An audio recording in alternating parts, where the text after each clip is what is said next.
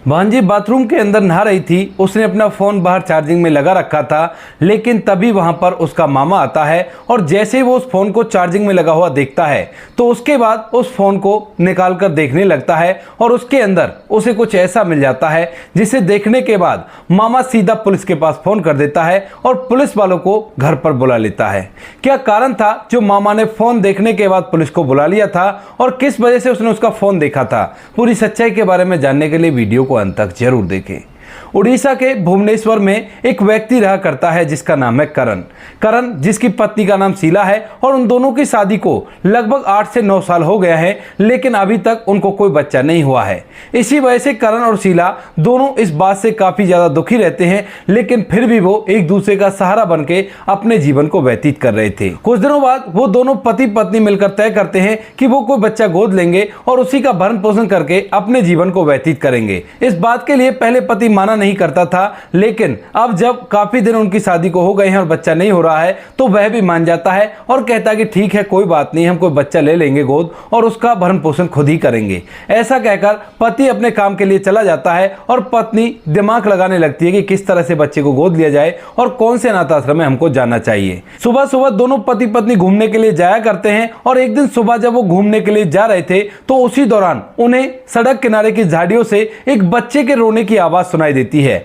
अब इस बात को देखकर एकदम से वो पूरी तरह से हैरान हो जाते हैं, क्योंकि वहां पर कोई भी नहीं था, फिर भी वहां से बच्चे के रोने की आवाज आ रही थी। इसी वजह से दोनों पति पत्नी धीरे धीरे हिम्मत बांधते हैं और हिम्मत बांधने के बाद जाकर देखने लगते हैं तो उन्हें एक पॉली बैग के अंदर एक छोटी सी नवजात बच्ची मिलती है जो कि काफी बुरी हालत में थी और वह भूख से तड़प तड़प कर रो रही थी। इस बात को देखने के बाद जो पति करण होता है वह पूरी तरह से हैरान हो जाता है, क्योंकि दोनों पति पत्नी बच्चों के लिए तड़प रहे थे और यहाँ पर कोई अपनी बच्ची को इस तरह से झाड़ियों में डालकर चला गया था। वह दोनों पति पत्नी उसे गोद में उठाते हैं और वहां से पुलिस को इत्तला की जाती है। पुलिस वाले आते हैं और आने के बाद उस बच्ची की अपनी कस्टडी ले लेते हैं और उसके बाद दोनों पति पत्नी उस बच्ची को पुलिस वालों को सौंपकर वहां से चले जाते हैं। लेकिन कहीं ना कहीं इतनी देर जितनी देर शीला ने उस बच्ची को अपनी गोद में लिया था वह उससे इमोशनली कनेक्ट हो गई थी और उसके बाद जब वो घर चले जाते हैं तो वह अपनी पति से कहने लगती है कि सुनिए जी, मैं तो ये सोच रही थी कि क्यों ना हम लोग उसी बच्ची को गोद ले ले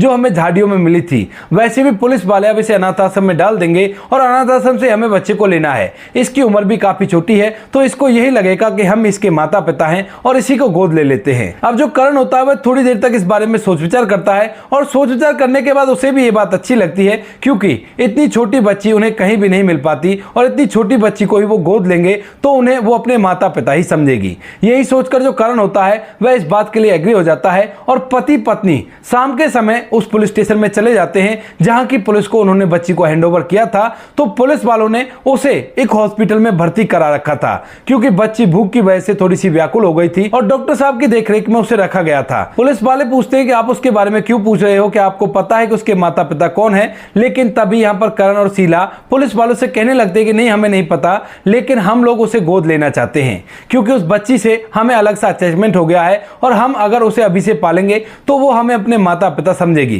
क्योंकि काफी दिनों से हमारी कोई बच्ची नहीं है। हम दोनों पति पत्नी काम किया करते हैं, लेकिन बच्चों की वजह से हम काफी ज्यादा परेशान रहते हैं। अब पुलिस वाले जब उनकी पूरी कहानी सुनते हैं कि उनकी शादी को काफी दिन हो गए हैं लेकिन अभी तक उन्हें बच्चा नहीं है, तो वो लोग भी इनकी इस बात के लिए एग्री हो जाते हैं और उन लोगों को लेकर सीधा हॉस्पिटल पहुंच जाते हैं। हॉस्पिटल जाने के बाद डॉक्टर साहब से जब पूछा जाता है तो डॉक्टर साहब बताते हैं कि बच्ची पूरी तरह से तंदुरुस्त है, कोई भी दिक्कत नहीं है और अब आप इसे कहीं भी ले जा सकते हो। तो इसके बाद जो पुलिस वाले होते हैं उन लोगों को बच्ची देने का फैसला कर लेते हैं और वो लोग कागजी कार्रवाई पूरी तरह से कंप्लीट कर लेते हैं। घर के अंदर बच्ची आ गई थी और जब घर के अंदर बच्ची आ जाती है तो उसके बाद यहाँ पर ये दोनों पति पत्नी अच्छी तरह से उसकी देखभाल करने लगते हैं। दिन के समय में वह मेड रखा करते और बाकी सुबह शाम अपनी बच्ची की खुद से देखभाल किया करते। धीरे धीरे इस बात को लगभग 1 साल बीतता है, लेकिन 1 साल जैसे इस बच्ची को घर में आए हुए होता है तो उसी दौरान इस फैमिली का जो मुखिया होता है यानी यानी कि जो करण होता है वह किसी बीमारी के चलते इस दुनिया को छोड़कर विदा हो जाता है और इसके बाद अब घर के अंदर केवल शीला और उसकी बच्ची रह गई थी। बच्ची का नाम उन्होंने रिया रखा था और इसके बाद जो शीला होती है वह खुद के दम पर उस बच्ची को पालने पोसने का फैसला करती है और दिन रात एक करके मेहनत करके इसकी परवरिश में कोई भी कसर नहीं छोड़ती है। वह अच्छे से अच्छे स्कूल में उसका एडमिशन कराती है, अच्छे से उसे खाने पीने के लिए दिया करती है, अच्छे कपड़े पहनाया करती है और धीरे धीरे समय बीतने लगता है। समय के साथ साथ जो बच्ची होती है वह 5वीं क्लास में आ जाती है। प्राइमरी स्कूल की एजुकेशन उसकी कंप्लीट हो गई थी। तो इसके बाद जो शीला होती है वह अपनी बेटी की पढ़ाई लिखाई की चिंता करती है और यहां से उसे भुवनेश्वर शहर के अंदर ले जाती है, क्योंकि वहां पर बहुत अच्छे अच्छे स्कूल हैं और वहां पर अगर बेटी पढ़ाई लिखाई करेगी तो बहुत ही अच्छा होगा। ऐसा सोचकर मां अपनी ड्यूटी को वहीं पर ट्रांसफर करा लेती है, क्योंकि वह प्राइवेट जॉब किया करती थी और वहीं पर अपनी बच्ची को रखकर पालने पोसने लगती है। शीला का एक भाई होता है जिसका नाम सतेंद्र होता है और सतेंद्र शीला से बार बार मिलने के लिए भी आया करता है और अच्छे खासे उनके रिलेशन हैं। लेकिन यहां पर शीला के पास ज्यादा टाइम नहीं होता है, तो इसी वजह से वह सतेंद्र को ज्यादा गौर नहीं दे पाती है। तो सतेंद्र का भी जब से वह भुवनेश्वर ट्रांसफर हुई है उसके बाद से वह उस पर ज्यादा गौर नहीं देता है। यहां पर रहकर वह बच्ची का एक अच्छे से स्कूल में एडमिशन करा देती है और जब बच्ची स्कूल जाने लगती है तो बड़े शहर को सोचकर वह उसे एक मोबाइल फोन भी दिला देती है। मोबाइल फोन को बच्ची अपने साथ स्कूल ले जाया करती, क्योंकि कुछ दिनों पहले ही होम क्लासेस का सिस्टम चालू हुआ था और उसमें मोबाइल फोन काफी ज्यादा जरूरी था। तो इसके बाद से बच्चे मोबाइल फोन को स्कूल ले जाने लगते हैं। तो यहां पर जो रिया होती है वह भी मोबाइल फोन को स्कूल ले जाया करती और धीरे धीरे वह 8वीं क्लास में आ जाती है। लेकिन जैसे बेटी रिया 8वीं क्लास में आती है तो उसी दौरान मां को एक बड़ी अजीब बात पता चलती है। दरअसल एक दिन उसकी बेटी अपने कमरे में बैठी बैठी फोन पर किसी से बात कर रही थी और कह रही थी कि घर पर तो मां है, घर पर ऐसा कुछ नहीं हो सकता। अभी बेटी की उम्र महज 14 साल थी और जब मां इन बातों को सुनती है तो उसे समझने में देर नहीं लगती कि बेटी किस बारे में किससे बात कर रही है और उसके बाद एकदम से वह दरवाजा खोलकर कमरे के अंदर चली जाती है। अब जैसे रिया अपनी मां को आता हुआ देखती है तो एकदम से फोन को काट देती है और मां अपनी बेटी को समझाने लगती है।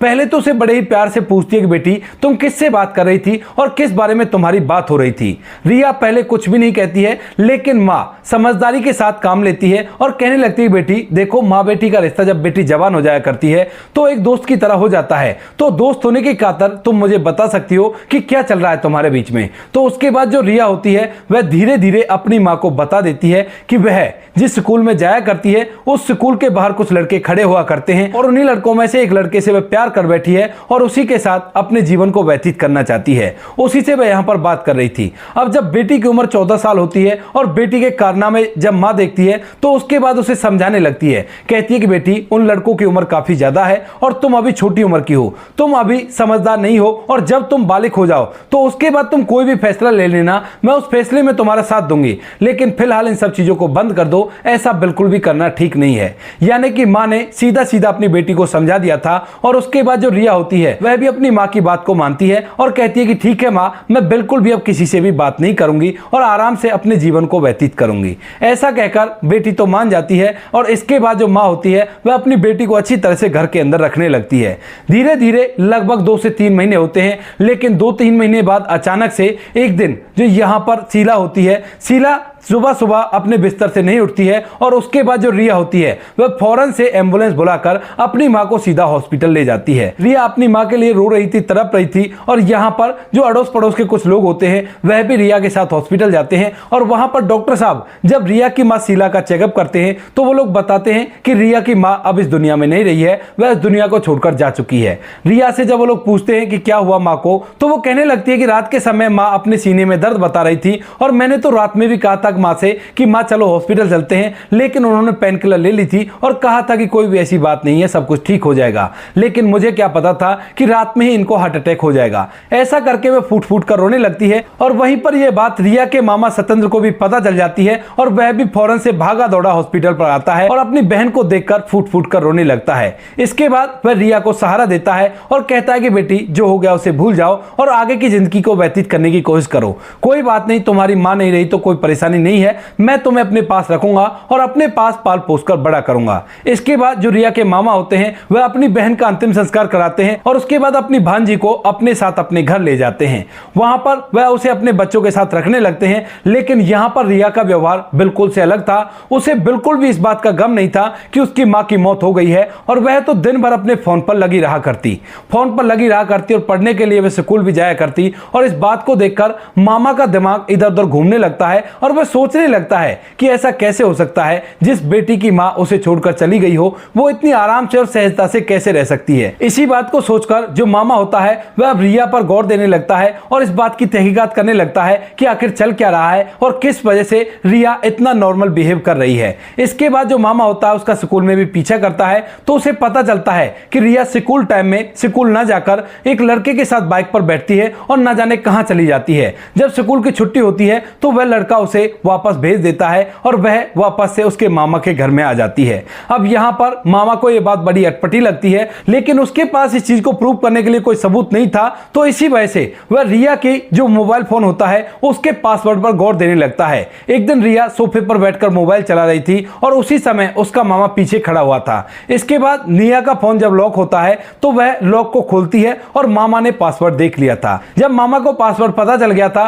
तो उसके बाद वह रिया के फोन को चेक करना चाहता है और इसी वजह से जब रिया एक दिन नहाने के लिए वॉशरूम में गई थी तो उसी समय अपने फोन को बाहर चार्ज लगाकर छोड़ गई थी। और मामा जब ये देखता है कि फोन बाहर लगा हुआ है तो इसके बाद वह फोन को उठाकर उसे चेक करने लगता है। चेक करने के बाद उस फोन के अंदर उसे कुछ ऐसा मिलता है जिसे देखने के बाद उसके पैरों तले से जमीन खिसक जाती है और वह सोचने लगता है कि ऐसा कैसे हो सकता है, जबकि उसकी बहन ने तो इसके लिए भलाई की थी, लेकिन वो इसके साथ ऐसा कैसे कर सकती है। इसके बाद जो मामा होता है वह देरी नहीं करता है, फौरन से पुलिस को फोन मिला देता है और पुलिस को यहां पर आने के लिए कह देता है। रिया का फोन उसने ऐसे रख दिया था और काफी ज्यादा घबराया हुआ प्रतीत हो रहा था। थोड़ी देर में रिया नहाकर बाहर आती है और इतनी ही देर में पुलिस आ जाती है और जैसे पुलिस आती है तो उसके बाद जो मामा सत्येंद्र होता है वह पुलिस वालों को रिया को गिरफ्तार करने के लिए कहने लगता है। अब पुलिस वाले भी इस बात से हैरान हैं और यहां पर जो मामा की पत्नी है और यहां पर मामा के जो लड़के हैं और बच्चे हैं वह भी इस बात को देखकर हैरान है कि मामा ये क्या कर रहे हैं और इसको इस तरह से पुलिस को पकड़ने के लिए क्यों कह रहे हैं।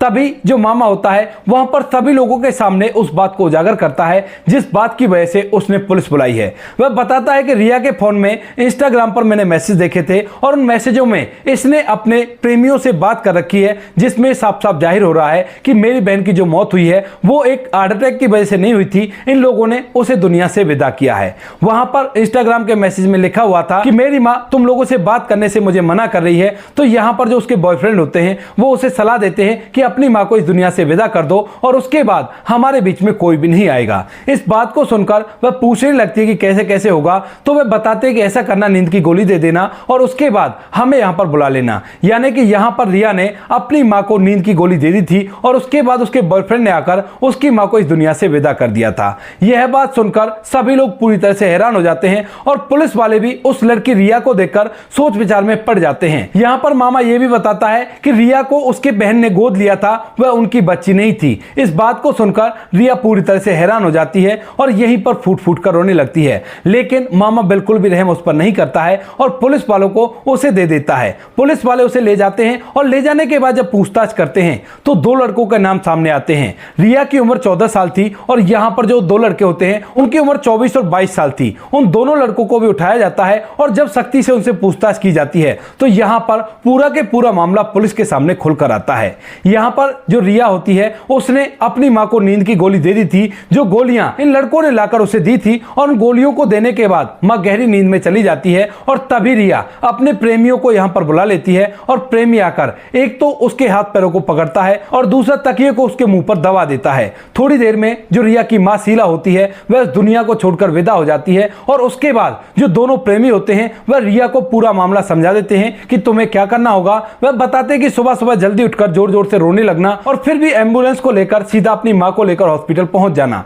और वहां पर जब लोग पूछे कि क्या हुआ था तो बता देना कि शाम के समय से ही उनके सीने में दर्द था और मैंने तो उनसे कहा भी था कि आप हॉस्पिटल चलो, लेकिन उन्होंने मना कर दिया। तो लोग समझ जाएंगे कि हार्ट अटैक का का मामला है और इसी वजह से ये दुनिया को छोड़कर जा चुकी है, यही वो लोग समझते हैं। और यहाँ पर पूरा के पूरा क्राइम पूरी तरह से छिप जाता है और क्राइम छुपने के बाद जो रिया होती है अब अच्छी तरह से अपनी जिंदगी को व्यतीत करने लगती है। उसे कोई भी गम नहीं होता कि उसने एक इतना बड़ा काम कर दिया है जो शायद उसे जिंदगी में कभी भी नहीं करना चाहिए था। लेकिन जैसे ही वो मामा के घर जाकर रहने लगती है तो यहाँ पर जो मामा होता है उसे उस पर शक हो जाता है और मामा की वजह से ये पूरा के पूरा खेल उजागर हो गया और यहाँ पर उन सभी लोगों को सजा मिल गई जो भी इस कांड से जुड़े हुए थे। तो दोस्तों ये थी आज की कहानी। इस कहानी को सुनते समय मुझे भी बड़ा ही बुरा लगा था, क्योंकि रिया की माँ और उसके पिता ने तो उसके लिए अच्छा ही किया था, लेकिन रिया ने जो किया वो इंसानियत को शर्मसार करने वाला काम था। और इसके बाद जो भी व्यक्ति इस कहानी को सुन लेगा वह किसी भी बच्चे या बच्ची को गोद लेने से पहले 100 बार सोचेगा